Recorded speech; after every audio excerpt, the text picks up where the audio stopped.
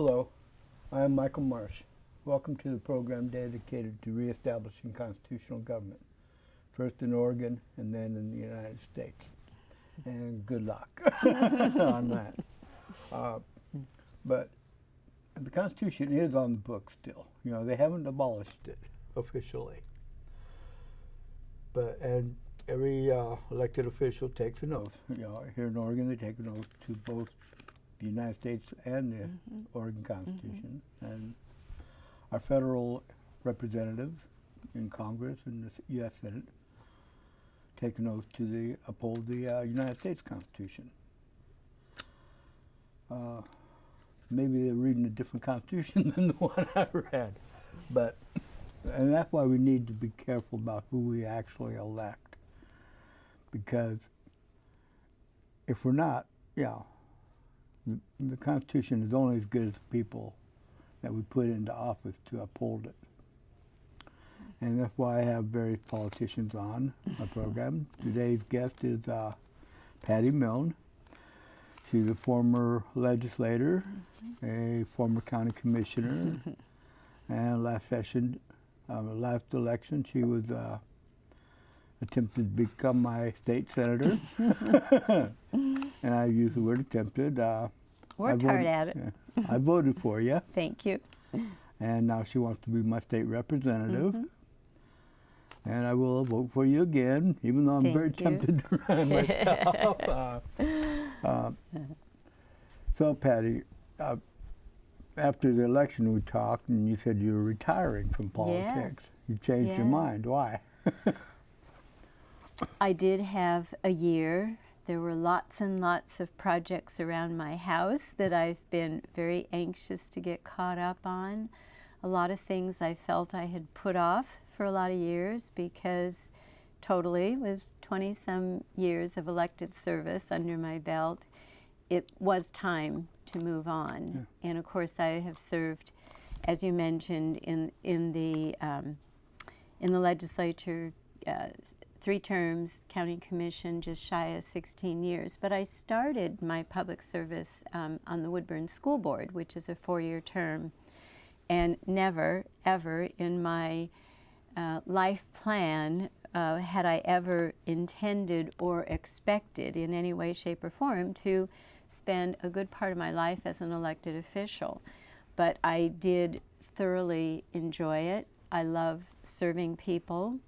And you talk about the Constitution, and I have my little pocket Constitution that I carry around, and I have tabs on it, and pages are yellowed. Certain areas of that are highlighted, and I believe strongly that the Founding Fathers knew what they were doing when they put that Constitution together, and it is what binds us together as Americans. It's a plan of action. It's the document that helps to keep us moving forward and carrying out what our Founding Fathers intended. And it's becoming more and more difficult all the time to do that, because there are people who believe that the Constitution is a living document and that the meaning can change according to current times, according to current social norms, according to current philosophies, et cetera, et cetera. So Constitution, I believe very strongly in it. It's a wonderful guide for personal freedom and how our country can continue to move forward so people have personal opportunities. But you're going back to your question of, so yes, I'm running. While I was retired and just a private citizen, of course I stayed attuned to what's going on, reading up on things and keeping in contact with people who are more involved in current politics than I, so I could stay up to date. When I, in keeping involved in things and in communication with various people, several months ago, there were rumors that Representative Betty Comp would retire. And I said, I'd be so happy to help recruit and train people, and this would be wonderful. It would be a great way for me to stay involved. So long story short, suddenly all, you know, I'm pointing at me, you need to be the candidate. And I thought about it long and hard, and a lot of things transpired over a couple of month period, and I did ultimately, I am filed, decided to do this. The main reason is I cannot sit by and continue to watch our state just hang on this cliff of going down this huge, just the destruction that continues to happen, and the struggles that so many families are enduring and businesses trying to stay afloat. And I like public service. Over the years, I've discovered it's what I'm good at. And I have the experience to bring to this with how governments ought to work, and knowing what we need to do to solve some of these problems. So here I am, and happy to do it and serve people again. So are you planning to, are you going to work to repeal some of the things that Betty Comp voted to put in place, or are you planning to introduce new laws, or a combination of both? Well, first I want to really look at what are the bills, and as you know, there are hundreds of bills that are passed each session, and some of the bills, in all fairness, are really housekeeping, and it very easy to say these are bipartisan bills. We just need to do it because it makes sense to do it. So there are going to be numerous bills that are just fine the way they are. There are many bills that are attacks on constitutional rights.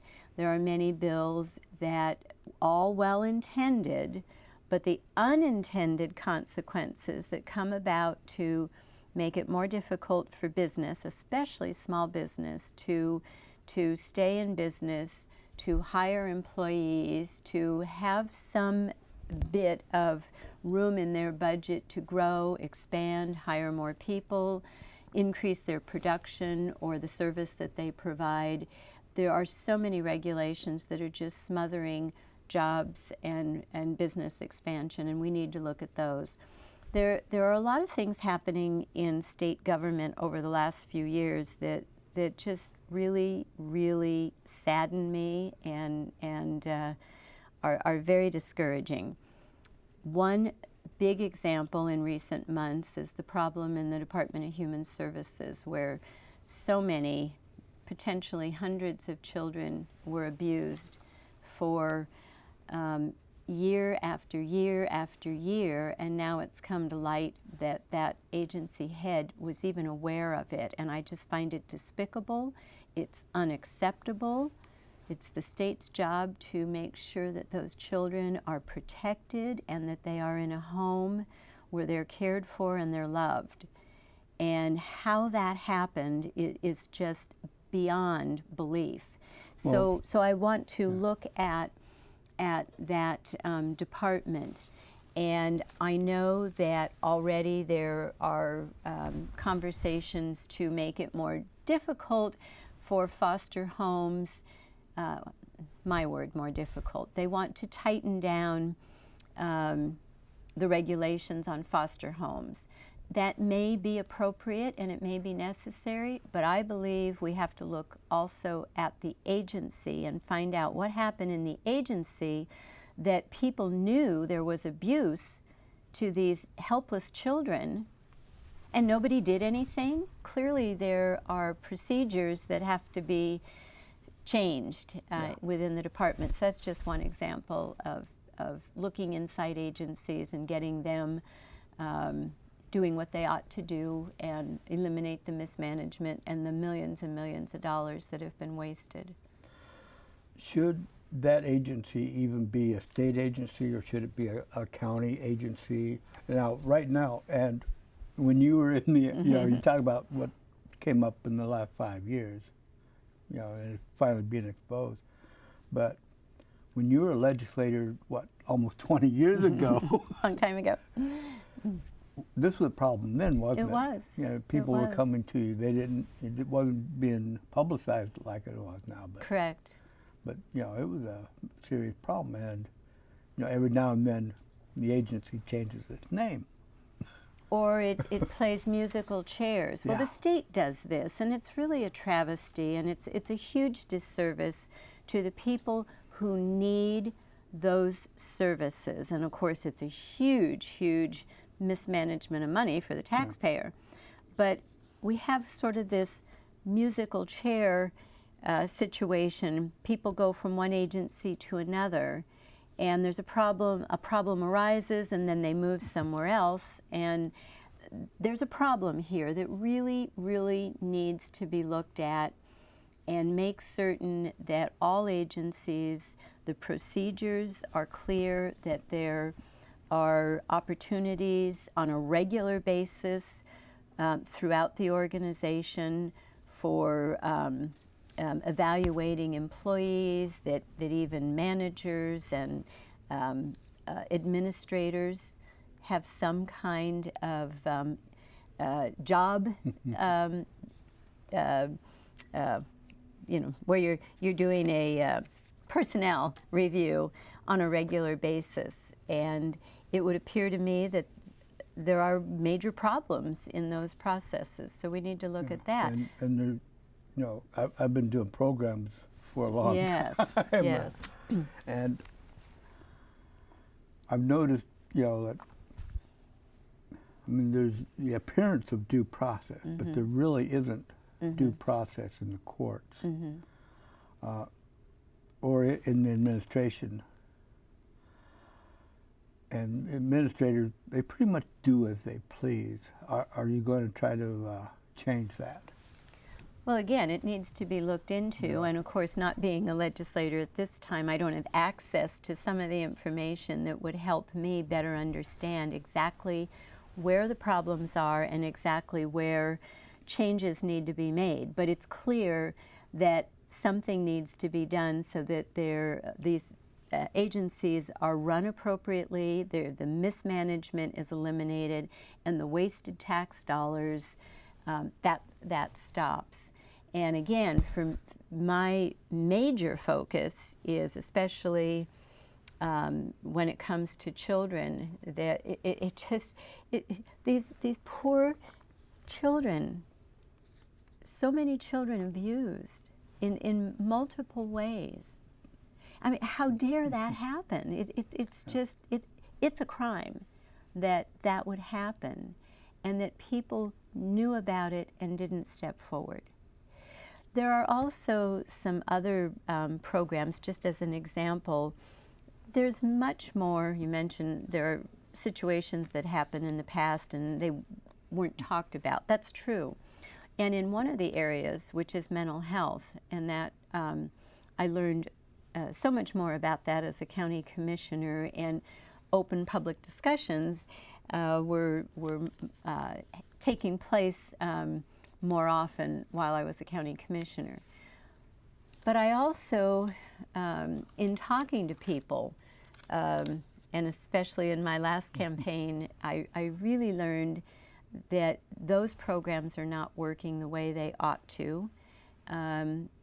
Young family members who are children who are in need of mental health services are not getting what they need, or it's too difficult for a variety of reasons, a lot of barriers, and programs that are inadequate.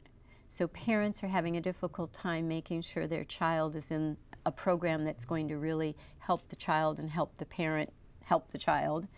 And then also on the other end, I had some discussions with state employees who work in the mental health area. And they shared with me too that while money comes in and programs would appear to be able to show some positive outcomes, that really wasn't happening, and employees are frustrated. And of course the employees know better than anyone where the problems would lie, and there need to be more opportunities for the people who actually do the job to have more input into what the solutions might be. And that would go along the lines, too, of teachers. You know, we have so many problems now in our public education system, and I hear constantly from teachers, you know, they just want to teach, and they have been well trained, and yet they have to teach to the test, or they have to make certain benchmarks, and it's frustrating to them. Why not get more input from the teachers? When you look at various committees that are put together, the teacher, the actual teacher representation is often the least amount of representation when what can we do or what should be done to help teachers? Well, put the teachers on the committee. Yeah. You're going to get a better idea of real solutions. Okay, now to change the subject. Although this is something that needs to be talked about more, and I do expect to have you on the program again. Mm-hmm. In the last session, in the 2015 session,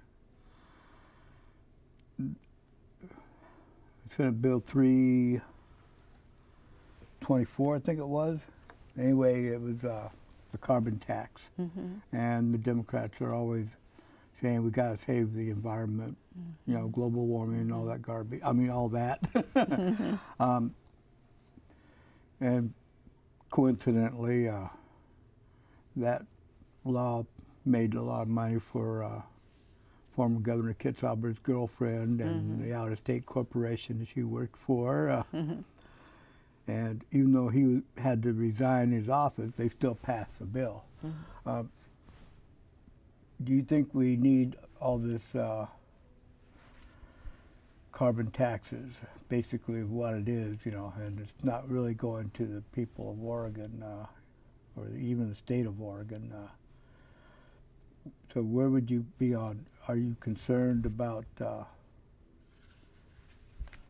carbon tax? Would you support a carbon tax, continue fuels, taxing the fuels and creating new fuels and stuff like that? Well, having renewable sources of fuel and using renewable sources for electricity and of course, we want to do everything we can for a clean environment, and all the, you know, whether it's the wind, it's the solar. These are all great ideas, and modern technology really does give us more options to look for better, cleaner ways. These new sources also have to be cost-effective and reasonable to implement. And if you're also referring to the Department of Energy, and they got into that scam or some sort of a scam with the carbon taxes, that again, this is such an example of mismanagement and wasted tax dollars. Yeah. Again, well, it wasn't even tax dollars. It wasted people's money because we got to buy the fuel. It is, but all of these things, you know, you're talking tax dollars. Government does not have its own money. It comes from the taxpayers, and all of these efforts are for the benefit of all Oregonians, and farther and wider than that, and that's fine. But to implement programs that become so complicated and then are proven to be not able to realize the results that were promised or hoped for, you don't continue doing that and wasting dollars on it. There's every reason we should use new technology, but there needs to be, before implementing programs that questions arise and statistics, facts and figures are presented and they're ignored, that's not the way to move forward with all good intentions and end up with good results. And that happens far too often in Oregon. You get these special interest ideas, and many sitting legislators and other elected officials look at it as votes in the next election instead of what's good for Oregon, what's going to help the Oregon budget, and what's going to endure as a new, better way of doing things over time. And too many policy issues are pushed through too fast without the due process that really allows us to be doing what's best and most cost effective. I'm not opposed to new ideas. I'm not opposed to new technology. But you have to have the proper conversations. You have to have everybody at the table. You have to listen to each other and get the input that's based on fact. Yeah, that would be nice. And then go forward with what's in the best interest of all Oregonians. Another issue that Betty Comp voted for was House Bill 2758 in the 2015 session. And this bill allowed underage children to go to the doctor and get medical treatment without the parents being aware. Although it would take money out of their, their insurance would be paying for it. The parents would be paying for it, but they wouldn't be told what was happening to their child. Do you support this concept, or would you like to make some changes? Well, let me first say I'm not very familiar with the specific bill you're referring to. It's from last session, and so I can't speak directly to that bill. The concept, though, of first of all, we want our children to be healthy and safe. And gosh, going way back when I was a small child in school, you had a sort of a basic eye exam, and they might get your height and your weight, and that's all fine. Where we are today, we're teetering on that edge of government having more authority in your child's life and making major decisions about the child that override the parental responsibility and the rights of the parent to make sure the child is healthy, well cared for, et cetera, et cetera.